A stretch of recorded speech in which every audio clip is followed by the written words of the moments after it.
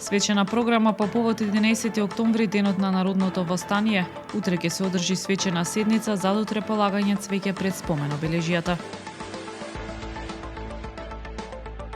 Влегуваме максимално концентрирано до нова победа, вели Шипинковски пред надпреварот со ракометниот клуб Аеродром. Подмладокот на теквондо клубот Хваранг ХТФ по стапките на Парулевска освои 1 златен, 1 сребрен и 2 бронзени медали. Представата Сергија е многу глупа во петок повторно пред Охриѓани.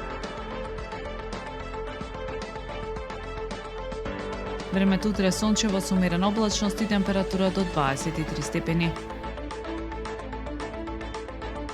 Следевте 1 минута вести на Охрид Нјуз.